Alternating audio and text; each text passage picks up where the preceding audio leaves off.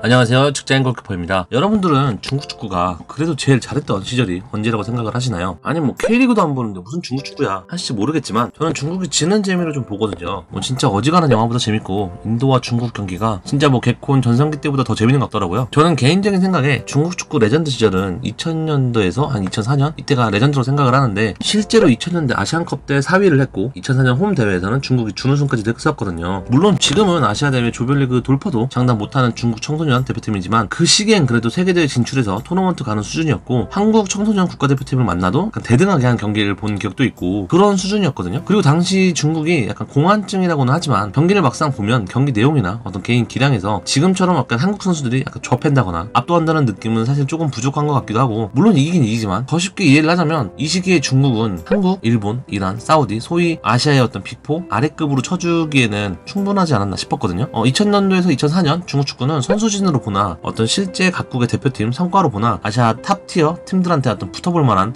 시절이었는데, 2004년 아테네 올림픽 때부터 두웨이랑 몇 명 있는 애들로 초백금 세드니 어쩌니 하면서 말레이시아한테도 발리면서 올라가기 시작이 되었죠. 그 이후 A대표팀은 월드컵 최종 예선에서도 못 올라오는 전력으로 다이렉트 추락하고, 07년도 아시안컵 대회 때는 우즈벡에 3대 0으로 처발리면서 조별리그를 또 다이렉트하게 탈락했죠. 지금이야 우즈벡이 중국을 3대 0으로 이겨도 별 이상한 게 없는데 당시만 해도 이게 이변이라고 했었거든요.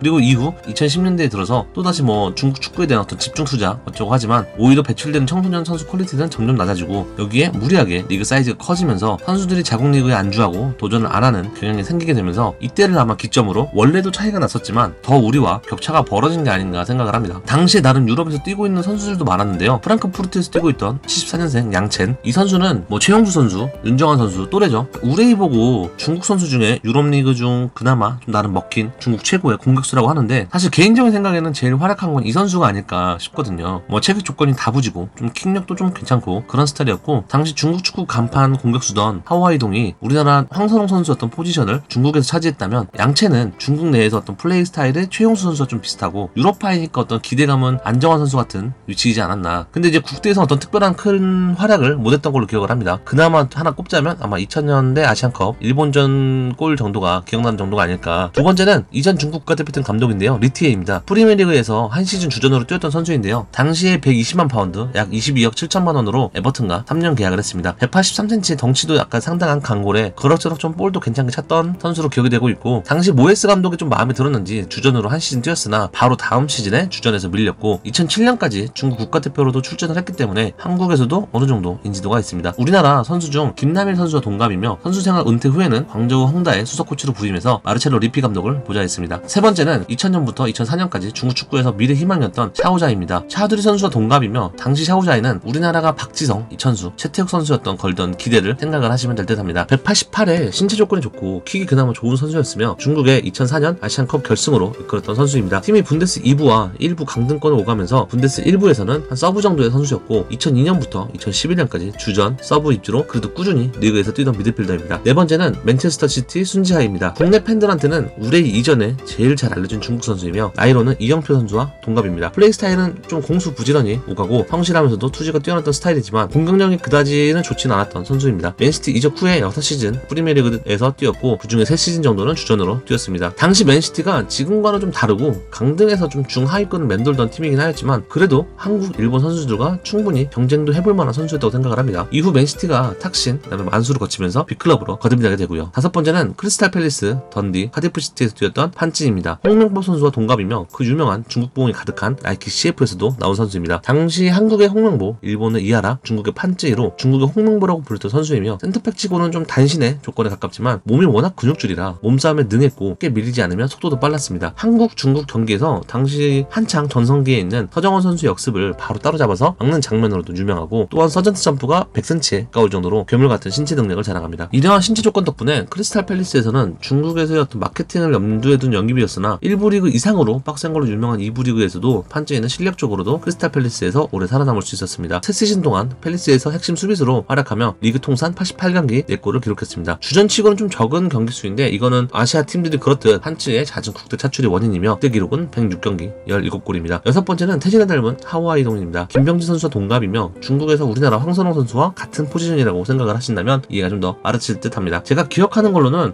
이 선수가 입터는 걸로 되게 유명한데 이런 기질이 하와이동, 두웨이, 우레이로 이렇게 온 듯하게 보이며 그런 계보의 큰 형님입니다. 실력은 그래도 아시아에서는 꽤 알아주는 공격수였던 걸로 기억을 하고 빠르고 결정력 있는 선수였습니다. 90년대부터 2000년대까지 중국 대표 공격수로 국가대표 기록은 107경기 41골이며 주로 아시아권에서만 뛰었는데 실질적인 중국의 공격 루트는 거의 하와이동이었으며 슈팅이나 포지셔닝도 위협적이고 국대전뿐만 아니라 아시아 챔피언스 리그에서도 지금은 해체된 다렌스터 소속으로 하와이동 만나면 성남이라 같은 당대 최강 K리그 팀들도 고전하곤 했습니다. 30대 중반 말년에 세필드에서 약 1파운드 1800원에 이적료를 찍고 한 경기도 못 뛰고 이적해서 우리나라에서 어떤 놀림감이 되기도 했고 전성기 시절에는 한국에게 많은 개소리를 해대서 태진아이도 짱콜라시키 등 욕을 많이 먹었는데 당시 1세대 입터는 형님답게 2004년에 이야기한 내용은 수준 낮은 한국 축구는 더 이상 거론할 가치도 없다고 발언했고 2010년 남아공 월드컵에서 한국의 그리스전 승리에 대해서는 한국이 잘한 것보다 그리스가 개못함이라는 이런 칼럼도 쓰고 2017년에는 돈만 보고 중국 오는 한국 선수들은 창녀라고 하는 등의 발언을 하였습니다. 다만 이 형님의 깡만큼은 인정을 해줘야 되는 게 2020년 6월 천안문 사태, 코로나19 사태 등에 대해서 공산당 비판을 하였는데 내용이 진짜 장난 아니거든요. 하와이동의 어떤 한 비판 내용은 중국 공산당이 1989년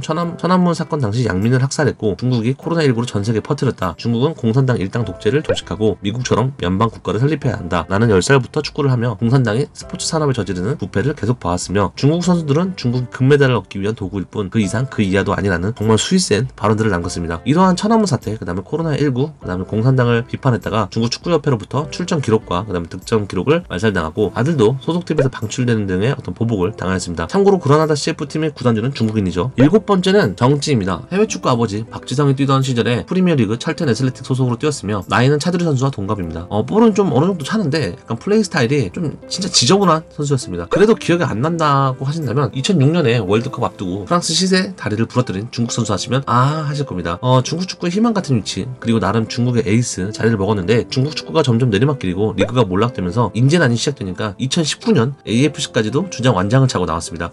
우리로 비교를 하자면 해당 포지션에 정말 사람이 너무너무 없어서 설기현 선수가 지금도 현역 및 국가대표를 한다고 보면 되지 않을까. 8번째는 에버튼 리웨이펑입니다. 프리미어리그에서는 실패했지만 아시아에 와서 좀 맹활약한 선수입니다. 설기현 선수보다 한 살 많고 이영표 선수보다 한 살 어리며 중국 하면 리웨이펑 할 정도로 현역 시절의 중국의 대표 수비수입니다. 다만 수비 능력이 좋은 선수였으나 중국의 특유의 어떤 거친 플레이와 자기 성질을 못 이겨서 상대에게 거친 태클 및 폭력으로 카드를 수집하는 등의 모습으로 악평이 높았으나 K리그에서 선수 생활을 하면서 파울이 좀 줄어들고 긍정적으로 수비하는 스타일로 잡히면서 국내 팬들에게도 유일하게 중국 선수 하면 좋은 이미지를 가진 1호의 선수가 아닐까 합니다. 2002년 월드컵 때 중국은 브라질, 코스타리카, 터키에 3전 전패로 건강을 당했으나 리웨이펑은 전 경기 출장하면서 그나마 무난한 활약을 했고 이에 중국 스폰서를 뒤에 얻고 에버턴 FC로 임대 이적을 하면서 EPL로 진출하게 됩니다. 하지만 에버턴에서 리그 한 경기와 리그컵 한 경기 총 이렇게 2경기 출장에 그쳤고 프리미어리그 도전은 실패로 끝났습니다. 하지만 이후에 중국 리그에 돌아와서 꾸준히 활약하게 되고 차범근 감독의 눈에 띄어서 수원 삼성을 오게 되었으며 타점 높은 헤딩으로 필요한 타이밍에 골을 기록하기도 하는 등 어느새 수원에 없어서는 안 될 수비수로 거듭이 났고 그리고 특히 리웨이펑이 수원 팬들에게 인정받는 이유는 그 충성심인데 2009년 시즌이 끝난 후에 전북현대 모터스에서 고에게 주급을 부르며 이적을 요청하였으나 수원과 차범근 감독에 대한 의리 때문에 이적할 수 없다는 말과 함께 잔류를 선택하기도 하였고 가시마 앤틀러스와의 챔피언스리그 조별 예선에서 선제골을 기록하면서 팀의 4대1 대승을 이끌고 엠블럼에 키스를 하는 세레머니로 수원 팬들에게도 확실히 눈도장을 찍었습니다. 또한 수원 삼성에 입단해서 첫 시즌을 보내던 2009년에 중국 언론에 한국 축구를 인정을 하고 따라 배워야 한다는 인터뷰도 하였으며 이로 인해 기본적으로 중국인 선수들이 가진 어떤 실력에 대한 부심과 그다음에 매너 그리고 처음에 데려왔던 어떤 논란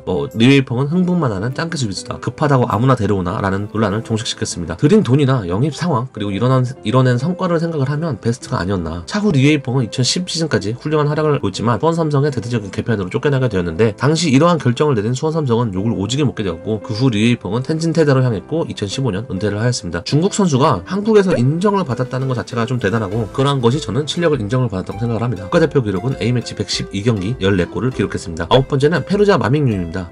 중국 선수가 세리에 리그에 있었어? 할 정도로 잘 알려지지는 않은 선수입니다. 2002 한일 월드컵 때 중국 대표팀 주장이었으며 국가대표 78경기 출전해서 11골의 기록을 가지고 있습니다. 안정환 선수와 함께 페루주아에 있었으며 스창컨신과 페루주아의 양 구단 합의로 이 정도는 발표되지 않았는데요. 2001년 3월 마밍유는 이탈리아에서 6개월을 보내면서 이렇다 할 활약을 보여주지 못하고 다시 중국 리그 짠 상호통으로 복귀했는데 당시의 마밍유는 지금의 약간 아스날 주정 선수 같은 그런 신세였는데 당시 세리에 리그 수준을 생각을 하면 사실 갔다는 것 자체만으로도 대단한 게 아닐까 합니다. 당시 사실 한국도 유럽하는 설기현, 안정환 둘뿐이었고 안정환 선수도 주전에서 제외된 적이 많고 있고 페루지아 같은 하위권 팀에서 당시 세리에 리그 상황상 동양권 선수를 쓰기에는 어떻게 보면 좀 리스크 있기도 하니까. 10번째는 셀틱 두웨이입니다. 하와이동 다음 계보로 있는 입터른 선수이며 이천수 선수보다 한 살 어린 선수입니다. 선수 유형은 중국에서 한 187cm 체격과 파워를 겸비한 선수였으며 중국에서 앞날이 창창한 유망주로 기대를 모았는데요. 또한 하와이동 다음 계보로 있는 만큼 중국 선수 특유의 말도 화려했습니다. 카카는 나와 나이가 비슷하다. 나라고 못할 것이 없다. 그보다 더 발전할 수도 있는 게 나다. 시선과의 평가전을 대결해봤다. 솔직히 별거 없더라. 히든카가 없었으면 유럽 근처도 못 갔을 것이다. 등등등 수많은 말로도 알고 계신 분들이 많을 겁니다. 두웨이의 데뷔전은 3부리그 셀틱과 클라이드와의 FA컵 경기였는데요. 사실 이 경기는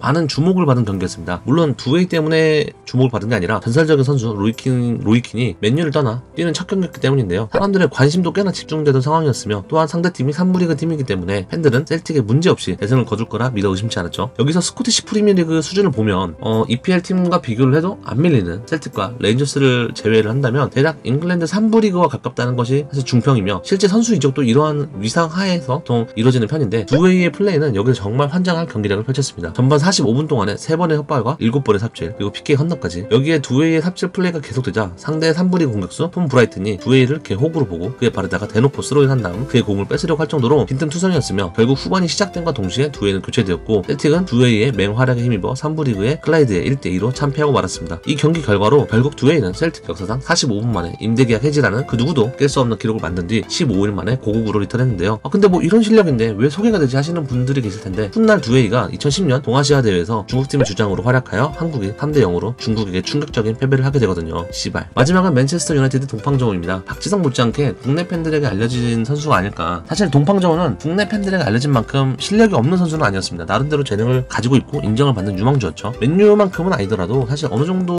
무대에서는 활약해줄 가능성이 돋보였던 선수였는데요. 그랬던 그한테 맨유가 먼저 손을 내밀었고 자신의 재능을 믿고 또 도전하고 싶었던 동팡저우는 맨유의 제의를 받아들여서 2004년에 맨유에 입단하게 됩니다. 하지만 맨유의 목적은 따로 있었는데요. 당초 동팡저우는 맨유에 입단할 만한 어떤 클래스는 아니었습니다. 동팡저우는 이미 어린 나이와 대표팀 경력의 어떤 부재로 인해서 영국 워크 퍼밋을 취득하지 못한 상태였고 그로 인해 프리미어리그 선수 생활을 이어갈 수 없는 처지였기 때문에 맨유는 동팡저우를 영입한 뒤 곧바로 벨기에 리그의 로얄 앤트워프로 2년 반의 기간 동안 임대를 보냈습니다. 중간중간 홍콩, 중국 등을 방문하는 아시아 투어 때는 동팡저우를 대동해 그에게 기회도 주었지만 다시 프리시즌 끝나면 그를 다시 로얄 앤트워프로 임대를 보냈습니다. 다만 여기에서 너무 일부에서 주장하듯이 맨유가 티셔츠 판매용으로 영입했다가 너무나 실력이 떨어져서 어쩔 수 없이 폐기 처분하기 위해 보낸 게 아니라 일단 출전 기회를 보장을 해줘서 성장시킨 후 EPL에서 출전시키기 위해서 벨기에로 보냈다고 보는 게 일단 맞지 않나 싶고 당시 벨기에 일부에 있던 앤트워프에서 2003-2004 시즌에는 9경기 출장 1골을 넣는 등 별다른 활약을 보이지 못했는데 앤트워프가 2부로 강등되고 난 후에는 포텐을 사뜨리면서 2004-2005에는 19경기 출장 6골 2005-2006 시즌 18골을 넣었으며 이때 그는 벨기에 2부 리그 득점왕을 거머쥐었습니다. 심지어 이 중에는 헤트트릭을 2번이나 있을 정도로 큰 활약을 했는데 불운하게도 차후에 진시황 벌떡슛 그다음에 이후에 같은 팀에 있던 한국 선수인 박지성 선수와 매순간 비교가 되어서 누군 뭐 티셔츠 팔러 왔다 들어왔다는 식으로 지나치게 비하를 당했습니다. 제 생각에는 그냥 어렸을 때 기대를 좀 받다가 성장이 좀 기대에 못 미쳐서 사그라든 유망주였을 뿐이지 않을까. 또 이 친구 세대는 그래도 중국이 돈 풀기 시작하던 때가 아니라서 우리처럼 중국인 구단주가 있는 곳으로 가는 것도 아니고 잘해서 유럽문을 두들기던 때 어떤 도전 정신이 있던 세대 같은데 현 시점 중국 대표팀과 저 당시를 비교를 해도 과거의 중국팀을 못 이길 것 같기는 하네요. 이것으로 해당 영상을 마치고요. 평소 제가 만드는 영상이 조회수가 좀 적어서 만들다가도 진짜 힘이 안 나기도 했는데 요즘 제 구독자에 비해 영상을 봐주시는 분들이 그래도 조금 많이 계셔서 영상을 만드는데 힘이 되네요. 제 채널을 구독해주신 분들 그리고 시청해주신 분들 모두 감사합니다. 해당 영상이 재밌으셨다면 구독과 좋아요 부탁드립니다. 감사합니다.